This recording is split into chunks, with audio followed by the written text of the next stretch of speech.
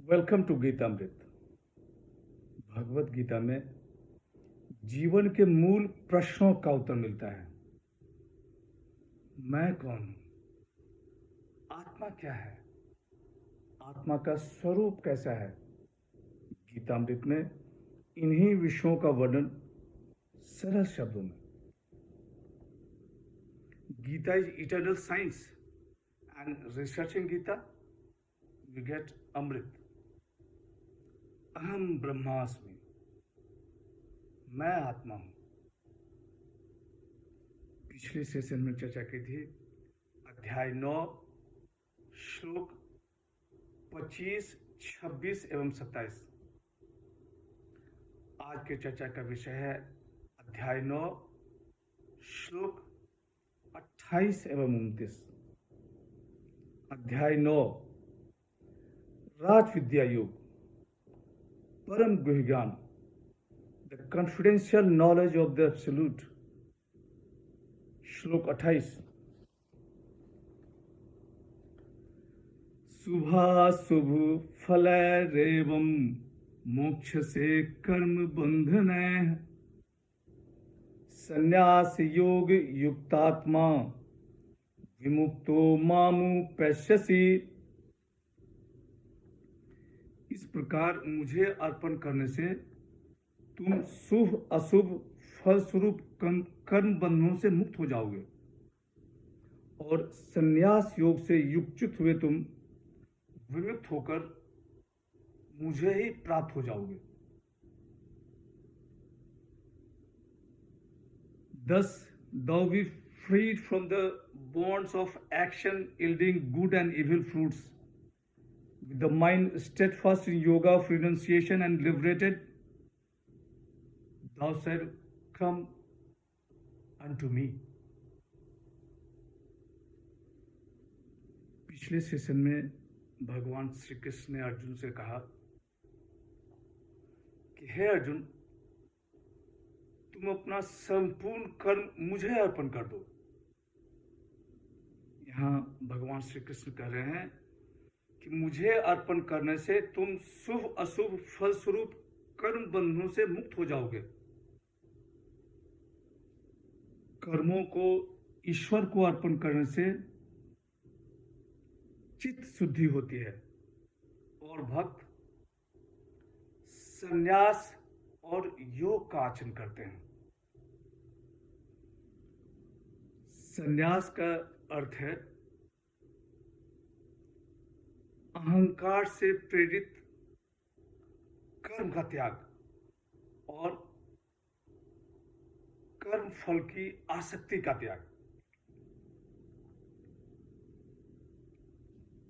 कर्म के फल से सुखी दुखी होना, यही कर्म बंधन है। कर्मों को भगवान को अर्पण करने का नाम ही संन्यास योग है, स्वार्थ का त्याग। भगवान श्री कृष्ण कहते हैं कि संन्यास योग से युक्त होकर, कर्म बंधन से मुक्त होकर तुम मुझे प्राप्त होगे। अर्जुन के मन में प्रश्न उठता है, यदि मधुसूदन केवल अपने भक्तों को ही मोक्ष प्रदान करते हैं तो क्या इनमें भी राग द्वेष है? इस पर भगवान श्री कृष्ण कहते हैं कि समोहम सर्वभूतेषु न मे द्वेषोऽस्ति न प्रिय, ये भजन्ति तु मां भक्त्या मयि तेषु चाप्यहम्।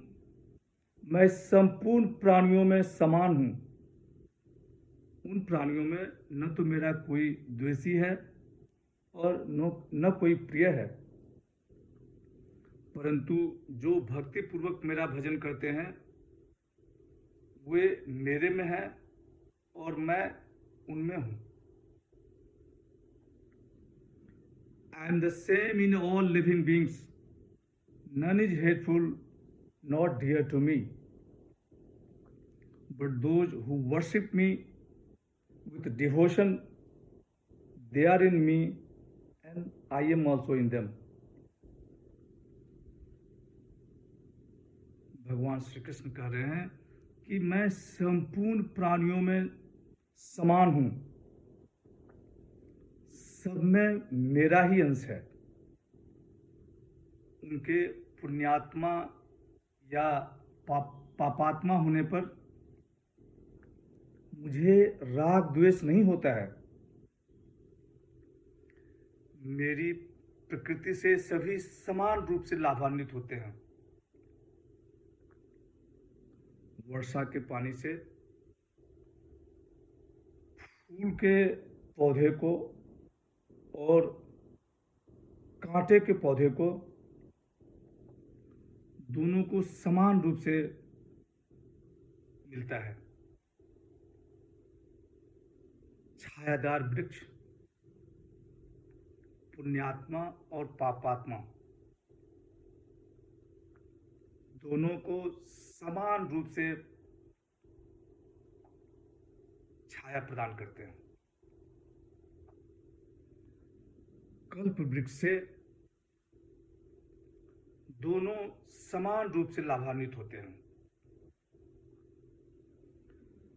उनमें आचरण के भेद होने से फल में भेद होता है, पर मेरा किसी के प्रति राग द्वेष नहीं है। समोहम सर्वभूतेषु, I am equally present in all living beings. न मे द्वेषोस्ति न प्रियः, I hate none, nor do I love anybody. तो फिर अर्जुन के मन में प्रश्न उठ रहा है कि फिर मधुसूदन का स्वभाव कैसा है। भगवान श्री कृष्ण कहते हैं कि ये भजन्ति तू माम भक्त्या मैते तेसु चाप्यहम्, परंतु जो भक्त भक्ति पूर्वक मेरा भजन करता है वह मेरे में ही है और मैं उसमें हूं। दोनों में कोई अंतर नहीं है। नदी जब सागर में मिल जाती है तो नदी को सागर से अलग करना असंभव। आगे के श्लोक में भगवान श्री कृष्ण भजन करने वाले का वर्णन करते हैं। आज की चर्चा यहीं समाप्त करते हैं। अगले सेशन में चर्चा को और आगे बढ़ाएंगे। यदा यदा हि धर्मस्य ग्लानिर्भवति भारत अभ्युत्थानम् अधर्मस्य तदात्मानं सृजाम्यहम्। हरे कृष्ण।